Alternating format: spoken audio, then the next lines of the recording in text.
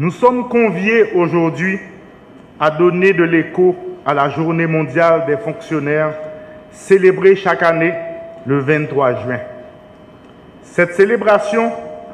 m'offre l'opportunité de saluer des citoyennes, des citoyens qui ont choisi la voie sacerdotale de la fonction publique haïtienne.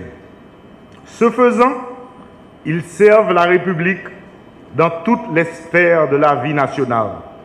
ce sur toute l'étendue du territoire national. Face aux épreuves que subit le pays,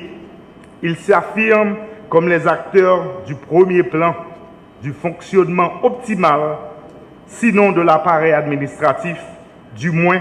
de l'appareil gouvernemental, en dépit des difficultés. Sans ces serviteurs de l'ombre, la continuité des services publics serait un vœu pieux.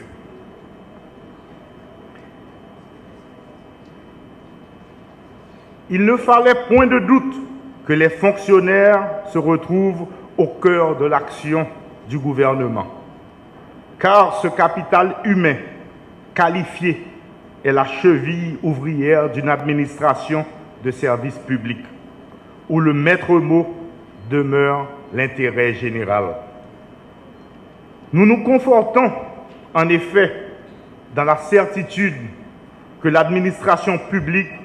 est la courroie de transmission du système politique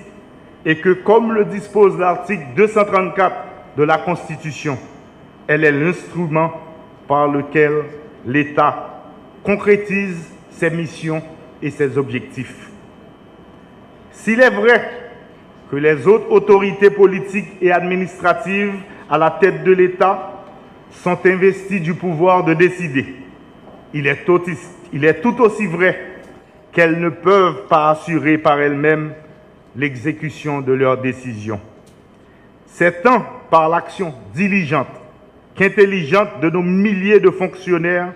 que nos politiques publiques sont mises en œuvre dans les divers domaines d'intervention de l'État, notamment l'éducation, la santé publique, la justice, la sécurité nationale, la protection de l'environnement, la protection civile, la défense nationale et j'en passe. Conformément à la feuille de route de la transition des chantiers prioritaires de la sécurité, du processus référendaire et constitutionnel, ainsi que celui de la réalisation d'élections démocratiques sur lesquelles nous concentrons